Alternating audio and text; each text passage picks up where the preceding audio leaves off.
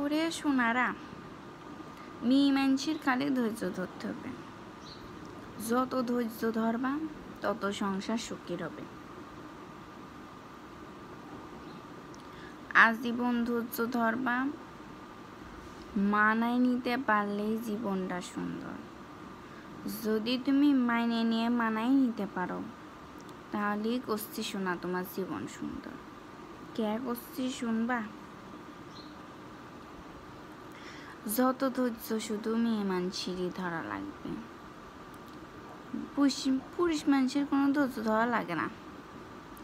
এই যে স্বামী বউ যত ঝগড়া হয়, আমরা কি চাই আমারে মার বাড়ি কই? কে কইনি? ওরে সোনারা, কে কইনি? কইনি কারণ স্বামী ছোট হয়ে যাবানে। বাপ মার কাছে যায় যদি এসব কথা কই, তাহলে কবিনি যে জামাই এম্মাই করে, উপরের চাল আসলে কদর করবো না। আমার কদর করলেও মন থেকে করবে না। ওই জন্যই বাপের বাড়ি যাই কিছু কইনি। কিন্তু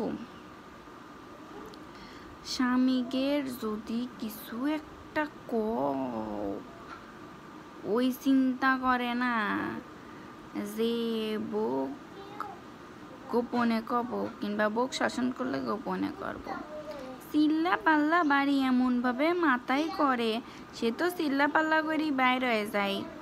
আর ওই যে তার মা, তার বোন, এরা যে শুরু করে শোনা, এই শুরু যে কখন শেষ হবি তার কোনো গ্যারান্টি নেই। ও তার মানে এটাই চলে, আমার সালটা জীবনে শান্তি নাই, আমার সালেকে এই মিয়ার সাথে বিয়ে দিয়ে আমার সালটা জীবন একদম চলে পড়ে ধ্বংস হয়ে গেল। কিন্তু কত কথা লুকায়, সেটি একবার কয় না। আমরাও তো মানুষ, একটু একটু তো আমরাও করতে পারি, কারোর কাছে না, একটু স্বামীর কাছে কব। সে এমন চিল্লা পাল্লা মাথায় করবি, বাড়ির লোক একটু শোনাবি, এলাকার লোক শুদ্ধি জানিয়ে যাবি। আর আমারে যেগুলা কয় তখন বাড়ির লোকের কানে চায়ের পল্ল তুলোলা মানে গুজি রাখে। আবার তারাই কয় কি, মার বাড়ির খবরদার এ কথা কইও না, মার বাড়ির সব কথা করতে হয় না। আমরা মার বাড়ির কইনি, কিন্তু ক্যাম্বা করি শ্বশুর বাড়ির এলাকা সবাই আমাদের কথা জানি যায়। তো এই কথাগুলা কয় কিরা? এই জন্যই করছি শোনা, মুখ খোলা যাবে না। মুখ খুললেই বিপদ, মুখ খুললে অমুকের বউ খুব হারামি।